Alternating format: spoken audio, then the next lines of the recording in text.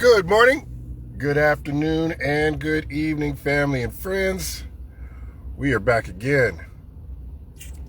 So as you probably have heard, yesterday or last night, a few Democrats voted to end the shutdown. They crossed lines, or however you want to say it. Okay? And, great, the government's going to be reopened, and, people will get their SNAP benefits, et cetera, et cetera. The reason, in case you don't know, the reason why Democrats were holding out is because Republicans want to let the subsidies for the ACA, for your health care, to expire. So, which means that your health care prices are going to jump up, in some cases, 2, 3, 4 times as much as what they are. And people that were getting, ACA, which is Obamacare, if you were getting that for, zero deductible or zero premium, some of those people are they're gonna have a premium. It's not gonna be zero cost anymore. Okay. So why is that a big deal? Obviously, healthcare is really expensive, and this was a way that people were being helped. But this has always been a pet project for Republicans, trying to get rid of Obamacare, which is the ACA, which are these subsidies. They've been trying to get rid of it in various ways for years. Okay? Still not going away, but the subsidies will for a little while. So, why did these Democrats cross party lines and do that?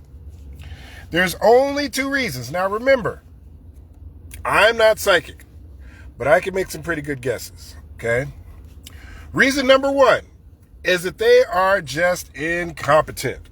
Incompetent, and they fold it like a cheap table. I don't think that's very likely. I don't think that's very likely because they've been strategizing and talking about this for weeks. Okay. I looked at the Democrats that actually did cross over, and I found one thing in common with all of them. None of those Democrats are up for re-election. Like they're not going to be up for, in the midterms, which is next year, 2026. None of those Democrats are up for election. So they can take the heat for doing this. They can take the heat because they're not up for re-election. So now, why would they be willing to take the heat and do this? Now that required me to put my thinking cap on. And this is why school is so important, children, okay? I've studied Sun Tzu. I've studied Machiavelli. I've studied Napoleon. I've even studied Genghis Khan. And some of those names for Gen Zers and younger, you're not even going to know who those people are because your Department of Education sucks, okay? And the strategy behind it is twofold, okay, from what I can gather, okay? Number one, they are putting health care on the ballot next year because Republicans are letting those subsidies expire.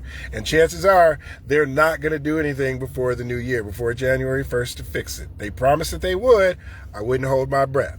Which means for midterms next year, that's going to be on the ballot. Hey, Republicans, you let these expire.